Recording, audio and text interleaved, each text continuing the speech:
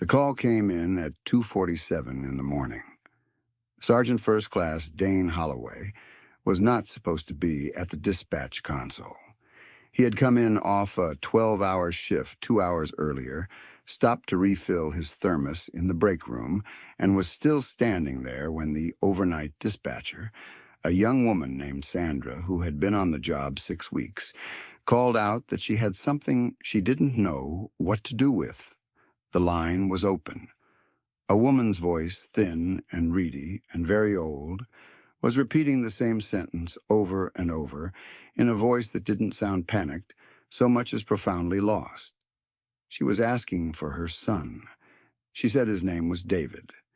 She said he was a good boy and that she needed him to come home. She said the house was dark and she couldn't find the light and she was scared and she was sorry to bother anyone, but she just needed David. Sandra looked at Dane with the particular helplessness of someone who has been trained to dispatch patrol units and has never once been trained for this. Dane set down his thermos. He sat in the empty chair beside Sandra's console and picked up the secondary handset. He introduced himself quietly. He told the woman his name. He asked her name. She said it was Norma. He told Norma that he was going to stay on the line with her and that nobody was going anywhere, and that was the moment Cody, Dane's German shepherd, who had been lying under the break room table waiting for his partner to finish with the coffee, padded across the linoleum and settled himself beside the chair without being told. Cody pressed the full weight of his flank against Dane's calf. Alert and still, that was all. Dane did not know yet that the call would take 94 minutes. He did not know that by the end of it he would have learned the address of a farmhouse, 22 miles outside of town, where an 81-year-old woman lived alone in a house without working heat, with a telephone that was 15 years old, and a refrigerator that held almost nothing, and that her son David had died in a car accident 4 years ago, and that she had been calling his number every night since because she kept forgetting and then remembering again, and the forgetting felt like mercy, and the remembering felt like the accident happening a second time every single night. He did not know any of that yet. He only knew that Cody had pressed close, which meant something was wrong that needed attending to, and that Norma's voice on the other end of the line sounded like a woman standing at the edge of something she did not understand the shape of. If this kind of story stays with you, don't forget to subscribe, turn on the bell, and watch until the very end. Dane Holloway was 37 years old, 6 feet 2 inches, with a kind of build that came not from vanity but from years of physical work in difficult conditions. His hair was dark and cut close on the sides, gone to early gray at the temples, and he had a jaw that looked carved rather than grown. There were 2 faint scars along his left forearm from a vehicle rollover in a country whose name he rarely said aloud, and his hands were the hands of a man who fixed things because he had learned early that no one else was going to. He had the eyes of someone who never truly stopped scanning rooms, roads, exits, or people, the habit so deep it had long since stopped feeling like a habit, and had become simply the way the world looked to him. He had been a Marine for 14 years. He had been a civilian for 3. The transition had not gone particularly well in the ways that people assumed it would, and had gone fine in the ways that people never mentioned, which was mostly a matter of getting up in the morning and finding something useful to do. He had taken the dispatch job because it was nights, and because it involved listening, and because Cody could come with him, and because nobody at a dispatch console asked him to make small talk. He had not taken it because he expected it to matter in the way that the next 94 minutes would matter. He learned her full name from the county database Sandra pulled while he kept Norma talking.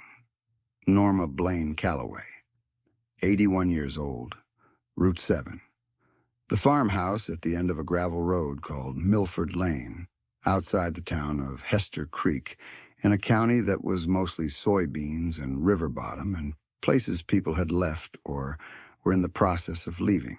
Her property had been flagged twice in the past 18 months for property tax delinquency. Both flags had been cleared, but the second clearance had a note attached in the county assessor's database that read, "Arrangement pending review." Dane noted the phrase. It stayed in his head in the way that phrases stay, when they are trying to tell you something that hasn't announced itself yet. He talked to Norma for an hour and 34 minutes.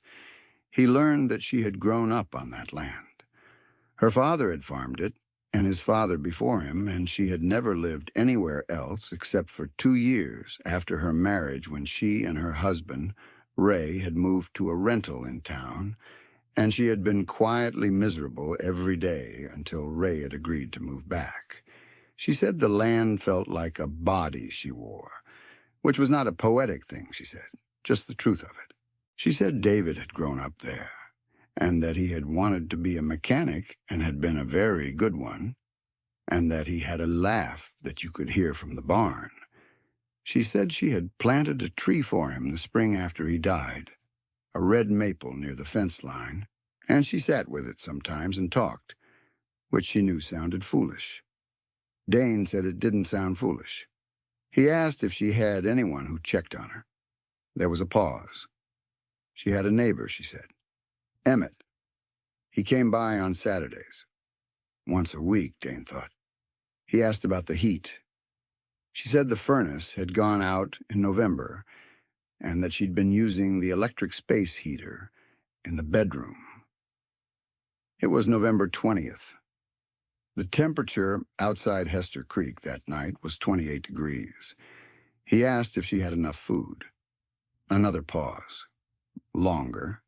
She said she managed. By the time Dane got off the phone, it was 4:23 in the morning. Norma had found the light switch, had confirmed she was in her bedroom, had had a glass of water, had remembered that David was gone, and had cried quietly for a few minutes while Dane held the line without saying anything, because there was nothing to say that would help, and he had learned the difference between speaking and being present a long time ago. She sounded calmer by the end. Not all right, but calmer. She said he was kind. He told her he was going to check on her in the morning. She said she didn't want to be a bother. He said she wasn't. He sat in the break room after that until the sky outside the windows went from black to the particular iron gray of a November dawn, Cody's chin resting on his knee, the dog's eyes open and fixed on nothing in particular. The thermos of coffee went cold beside them both. There are things that happen in a night shift that don't make the incident log. Dane did not write up the call beyond what policy required, which was a welfare check notation and a referral to the county's elder services line. He knew from 3 years of watching that the referral would generate a letter, the letter would sit, and whoever was supposed to follow up would have 17 other cases, and Norma Calloway would be alone in a house without heat, 22 miles outside of town, waiting for Emmett on Saturday. He went home when his shift ended. He fed Cody. He slept 4 hours. He drove to Hester Creek. The road to Milford Lane was gravel, except where it wasn't, which was to say, except where the gravel had washed into the ditch, and the lane itself was 2 wheel ruts through dead grass with a mailbox at the end that leaned at the angle of something that had stopped trusting itself. The farmhouse was white and needed painting badly, with a porch that had developed a pronounced sag on the south end and windows that were dark except for the one in the front room, where a small light burned. An oak tree stood to the right of the house, massive and bare, and a red maple that someone had planted near the fence line on the east side. Not much taller than a grown man, its remaining leaves the deep red of old brick. Cody was on his feet before the truck stopped rolling, ears high, nose working, not tense, interested. Dane knocked on the door. Norma Calloway opened it after a long time, long enough that he'd started to wonder. She was small. That was the first thing. Not just elderly small, but as if she had been a taller person once, and had been slowly returned to an essential smallness, the kind that came from years of carrying weight. She stood 4 feet 11 inches in house shoes, with white hair pinned carefully back from a face that was deeply lined but arranged in an expression of such careful dignity that it immediately struck him as a kind of armor. Her eyes were gray and sharp. She wore a housecoat over a flannel shirt, and her hands, when she gripped the doorframe, were swollen at the knuckles and red from cold. She looked at Dane. Then she looked at Cody. Cody sat. He did not do that for everyone. Dane noted it. She said, "You're the one from last night." He said he was.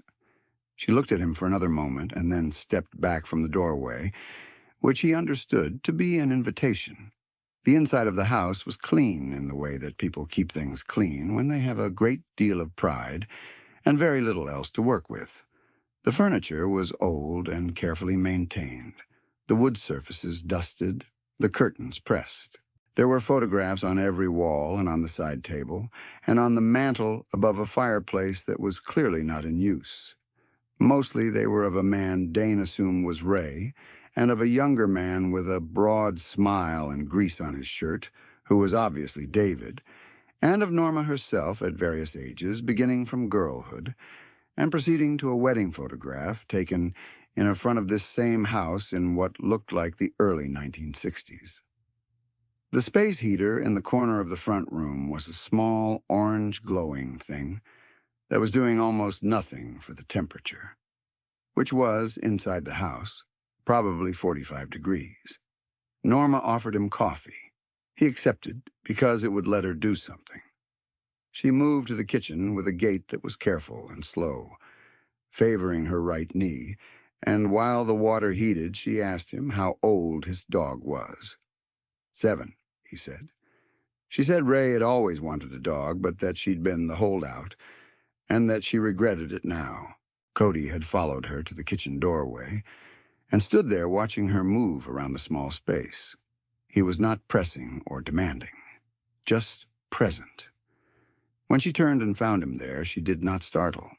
She reached out and put one swollen hand on the top of his broad head, and Cody held perfectly still for it, which was not something he did for everyone either. Dane drank the coffee and looked at the furnace, which was a propane unit in the basement.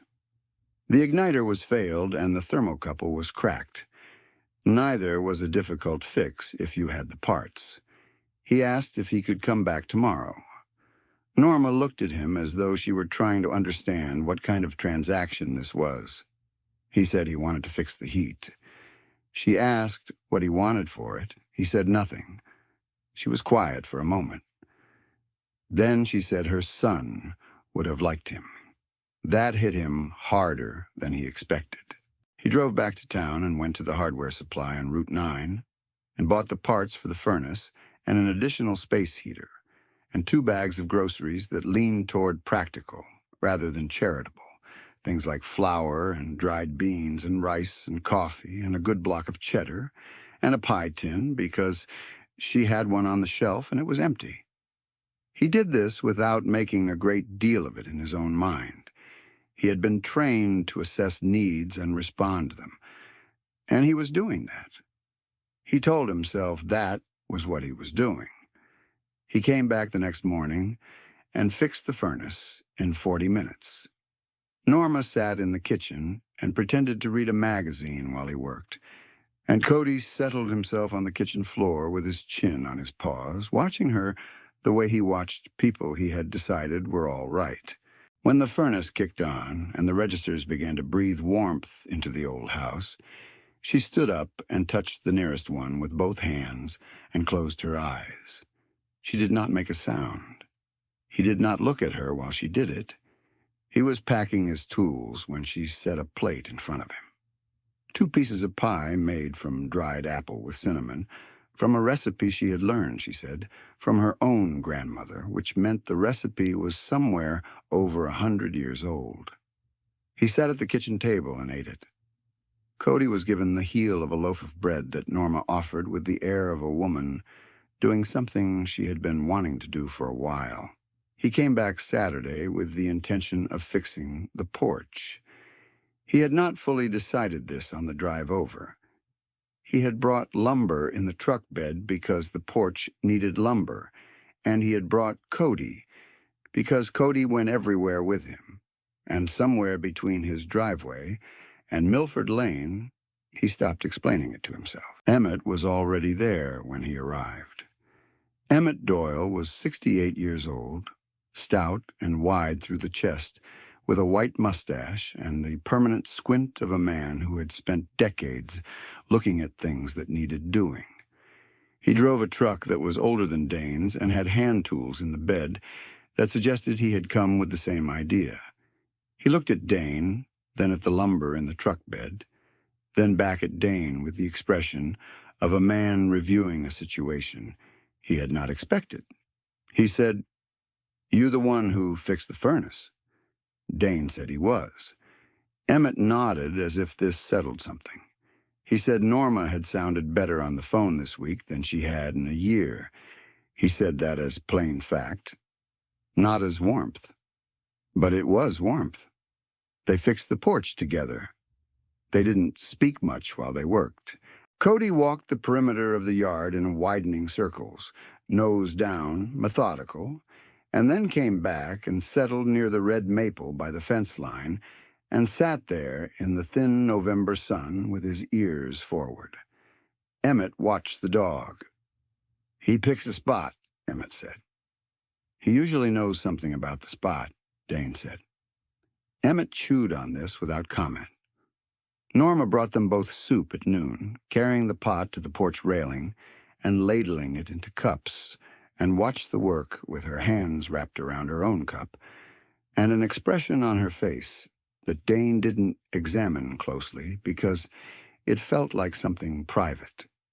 He should have seen Hargrove coming. He didn't, and the reason he didn't was that Hargrove arrived on a Tuesday morning, which was not when Dane was there, and introduced himself to Norma as a representative of a company called Consolidated Land Partners, with such practiced warmth that she told Emmett about him later as a very polite young man who had come by about some paperwork. She said he had admired the property and had been very interested in the history of the farmhouse, which was the kind of thing she liked to talk about, and he had left a card. Emmett brought the card to Dane on the following Saturday. Dane turned it over in his fingers.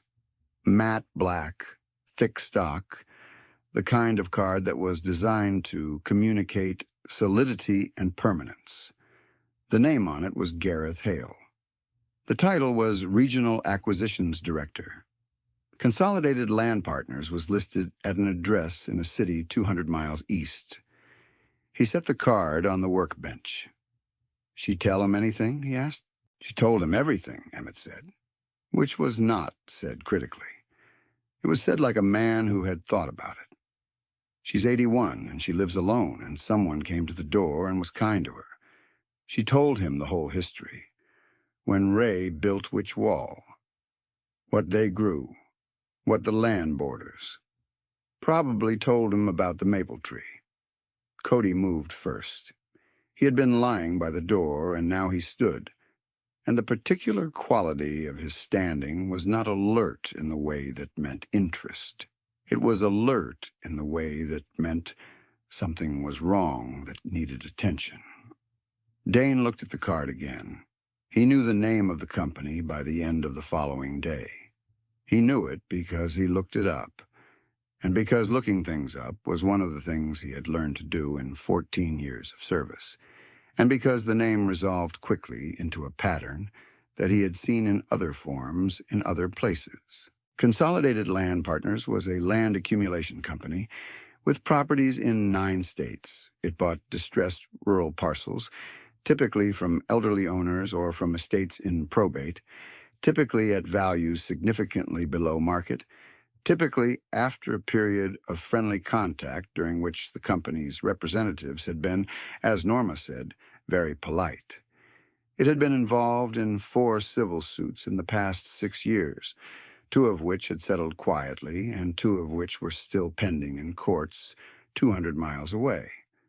The property tax delinquency on Norma's land was $1,800, which was the amount that the arrangement pending review had not resolved and which had, in the interim, grown by way of penalties and interest to $2,200. That was not a large sum. It was also, Dane understood immediately, not the point. The point was that the delinquency existed, which meant the land was technically vulnerable, and that someone at a county assessor's office had either passed that information along or that it had been found through public filings, and that a representative of a company with a pattern of behavior Dane recognized had arrived at a farmhouse 22 miles outside of town to admire the history and leave a card. He called the county assessor's office. He was polite. He asked about the arrangement pending review and was told that Norma Calloway had agreed to a deferred payment schedule and that the account was current.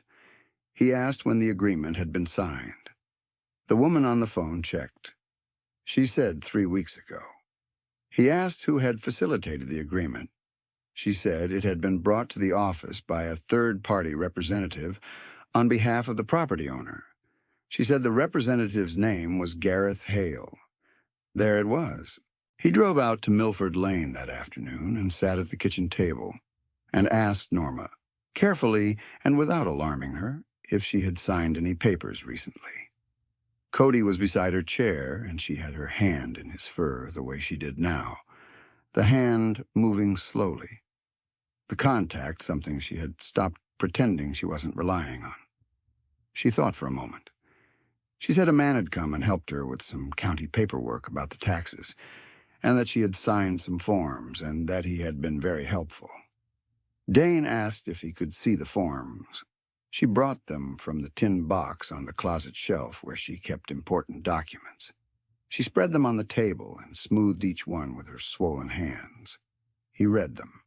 The arrangement that had resolved the delinquency was a deferred payment agreement in which Consolidated Land Partners had paid the outstanding tax balance on Norma's behalf. The agreement included a repayment clause that was written in the kind of language that was technically accessible, but practically opaque to anyone who had not spent time reading contracts. The repayment period was 18 months. The interest rate was not predatory by the narrow legal definition, but was significantly above any conventional rate she might have obtained had she known to ask. The clause that mattered most was the security clause, which listed, as collateral for the deferred repayment, the property itself at Route 7, Milford Lane, including all improvements and appurtenant rights. She had signed it. Her signature was at the bottom, in the careful cursive, of a woman who had been taught penmanship in a different era. She had signed away her collateral security in a document that had been explained to her as help with county paperwork. Norma watched his face while he read, and he kept his face still because she did not need to see what he was feeling. Cody pressed his side against her leg and stayed there. "Is something wrong?" she asked. He told her the truth. He told it plainly and without minimizing and without catastrophizing, which were both things he had learned to do from years of delivering information to people in crisis. He told her what the company was and what the document said and what it could mean. He told her that nothing was final yet, and that there were things that could be done. Her face did not collapse the way he'd feared. It went still instead, in the way that faces go still when a person is absorbing something that confirms a fear they had been managing not to look at directly. She took a breath. She looked at the photographs on the wall. "Ray would have caught it," she said. He said she caught it too. She looked at him. "I needed you to catch it," she said. That answer stayed with him longer than he expected. He left the documents with Norma and drove back to town and called a man named Foster Greer, a county deputy he had known for 8 months. Foster was 36 years old, lean and deliberate, with the steady watchfulness of a man who had grown up watching his own grandmother navigated out of her home by a nephew with a power of attorney and a plan, and who had decided that it would not happen to someone else on his watch if he could help it. He had dark, close-cropped hair and hands that were always slightly ink-stained because he made notes by hand. Foster listened to what Dane had. He was quiet for a moment after. He said, "Third time in 14 months. Dane asked what he meant. He said it was the third case in 14 months in the county that bore Consolidated Land Partners' approach. The first had been a woman in Dentry who had signed over a mineral rights clause she hadn't understood before her daughter found out and retained a lawyer. The second was a man in Callan who had signed an almost identical deferred tax agreement and who was now in a dispute with the company that his public defender was struggling to navigate. The first case had settled. The second was ongoing. He said he had not had enough to bring anything forward because each individual case was technically legal. If I had a pattern that rose to the level of systematic fraud, he said, that changes the conversation. Dane said he would get what Foster needed. He did not sleep much over the following week. He requested the county assessor's public filings, which took 2 days, and a formal public records request that Sandra helped him draft.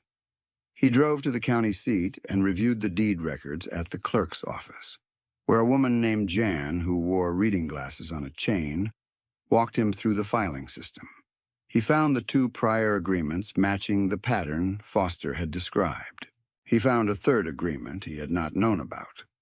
A property in a small community called Bard's Mill that had been transferred in full to a subsidiary of Consolidated Land Partners after a repayment default. He took photographs of the documents with his phone. He drove to Dentry and spoke with the daughter of the first woman, a 43-year-old named Carol who had been waiting for someone to come knock on her door for 8 months and handed over every document in a folder she had already assembled. He drove to Callan and spoke with the man's daughter-in-law, who cried and then collected herself and told him everything she remembered. All of this happened while Gareth Hale visited Norma a second time, which Emmett told him about on Saturday, with a flat expression that said several things without saying any of them. Emmett had been there.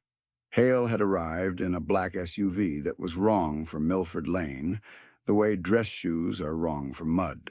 He was 44, Emmett guessed, though he looked cared for in a way that made age difficult to pin down. Thick, dark hair with no gray in it, which Emmett mentioned as a specific detail in a tone suggesting he found it suspicious. He wore a jacket that was too light for the weather and smiled the way people smile when they want you to know they are deciding to be patient with you. He had been very pleasant to Norma.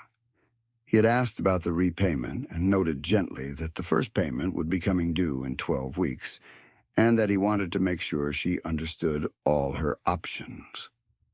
Cody didn't like him, Emmett said. Dane looked at the dog. Cody had been on his feet from the moment Emmett started describing the vehicle, and had not fully settled since. "What did he do?" Dane asked. "Stood at the front door and didn't move until the car left the driveway," Emmett said.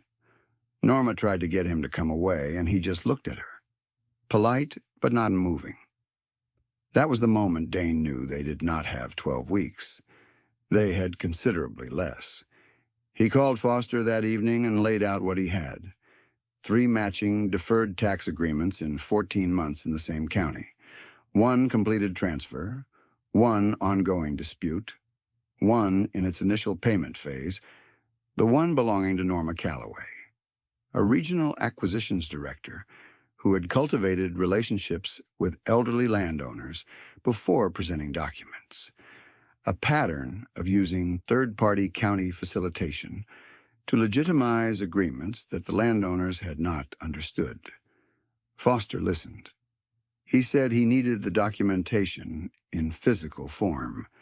He said he was going to call a contact at the state's Consumer Protection Division, which had been investigating land acquisition fraud in rural counties for 2 years. He said it was going to take some time to build the case properly, and asked whether Norma was in a position to hold.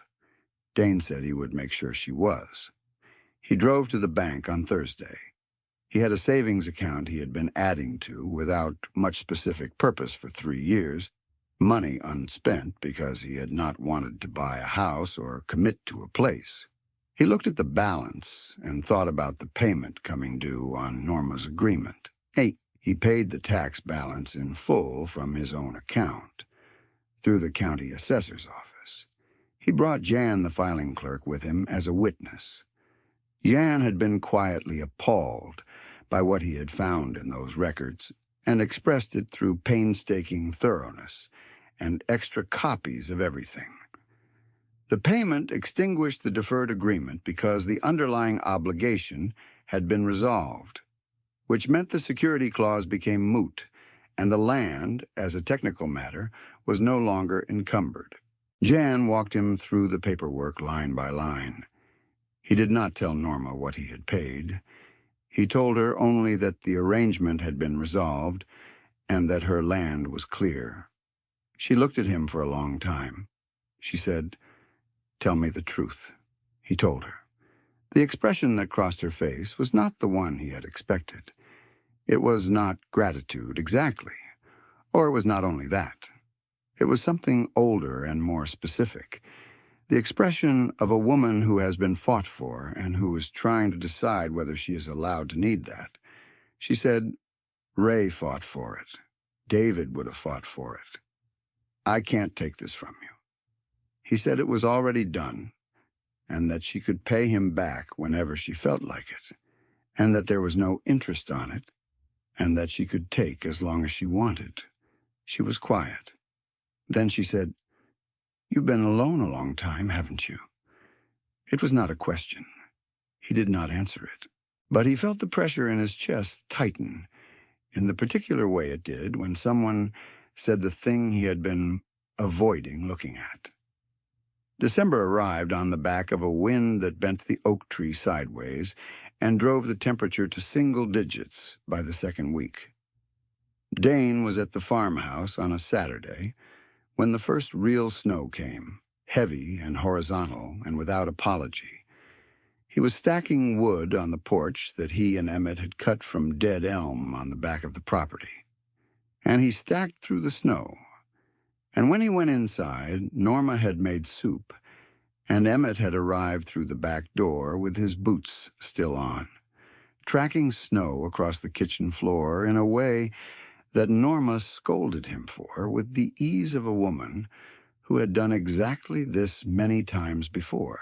Cody shook the snow from his coat on the porch, and then nosed open the door and came inside and lay down in front of the register that was now blowing warm air. And the kitchen smelled like soup and wood smoke and the particular animal warmth of a house that is being lived in properly. Dane stood in the doorway between the kitchen and the front room and felt something he did not immediately have a word for. He had stood in doorways in a number of countries and a number of conditions and had learned not to feel too much in them, because the feeling in doorways was the feeling of transition, and he had spent a long time making in-between into a permanent address. He did not have a word for what this was. But it was not in between. 2 weeks later, Foster called. The state's Consumer Protection Division had received Dane's documentation through Foster's contact and had opened a formal investigation into consolidated land partners' practices in rural counties. The investigation had been widened to include 3 additional counties where similar patterns had been identified. A civil complaint had been filed. Gareth Hale's name appeared in the complaint as the representative agent. The company's operations in the state had been placed under an administrative review order, which meant that no new agreements could be executed while the investigation was open. The man in Callan, whose agreement was still in dispute, had been contacted by a legal aid organization that had picked up his case based on the documentation Dane had gathered. The transfer in Bard's Mill, the one that had been completed, was being reviewed for potential rescission under a fraudulent instrument statute. Foster said, "You built the case." Dane said he had just collected what was already there. Foster said that was usually how it worked. Cody was sitting beside Dane during the call and looked up at him when it ended with the expression Dane had come to recognize as the dog's version of assessment. Not approving or disapproving. Observing. He drove to Milford Lane that afternoon and told Norma what had happened. She listened from the kitchen table with her hands folded around her coffee cup. When he finished, she nodded slowly. The way people nod when they are processing something that is larger than the nod it is receiving, she said. How many other people? He told her about the others in the county and the additional counties in the investigation. She was quiet for a while. Then she said, David always said that nobody fights for old people because old people can't fight back. He thought that was the saddest thing. She looked at the photographs on the wall. He would have thought you were pretty all right. He looked at his coffee. Christmas came and was not a holiday Dane observed much. Not out of principle, but out of habit. But Emmett showed up on the 23rd with a wreath and a string of lights that he attached to the porch railing with the grim determination of a man fulfilling an obligation and a veteran. Dane had met at the hardware supply named Gerald, who was 63 and walked with a cane, arrived with a cast-iron skillet and a bag of potatoes and a strong opinion about how potatoes should be cooked, and a woman from town named Ruth, who ran the coffee counter at the grain cooperative and had known Norma for 40 years, came with her grown daughter and a tin of cookies and stayed 3 hours. Norma sat in her chair by the window with Cody beside her and received all of it with the particular grace of someone who has been alone long enough that company has become astonishing. At some point, Gerald stopped arguing about the potatoes long enough to look around the room and say, to no one specifically, "Hell of a place." Nobody disagreed. Dane stood in the kitchen doorway and watched the room and the oak tree out the window, bare and enormous and absolute against the white of the yard.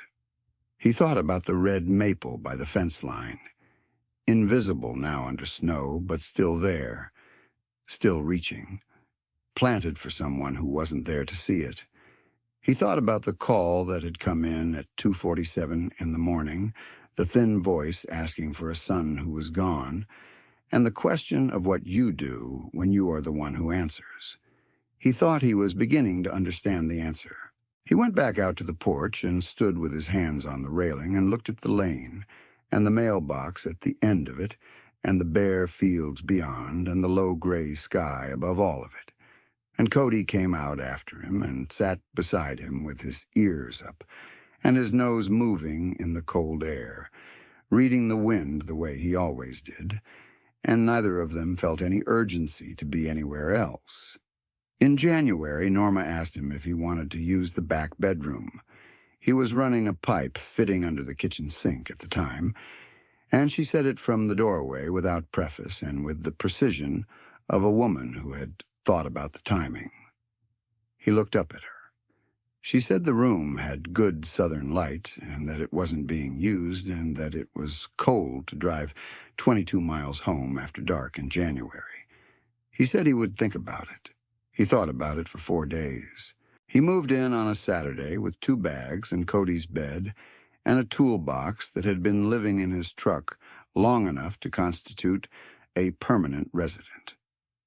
Emmett helped carry things in without comment. Gerald stood on the porch and offered instructions that nobody followed. Norma made dinner. The back bedroom had good southern light. He had not had a window that faced south in a bedroom in a long time. By February, the investigation had resulted in Gareth Hale being named in a formal fraud complaint filed by the state, which ran briefly in the regional newspaper. The company's rural operations had been suspended. The man in Callan had his agreement vacated. The transfer in Bard's Mill was being reviewed in court. 3 additional counties had joined the investigation, which was no longer small.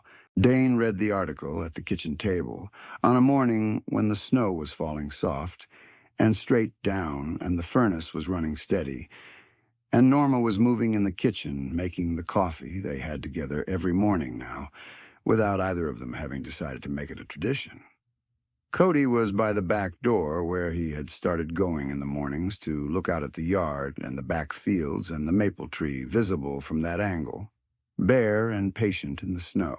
The article did not mention Dane. It did not mention Norma.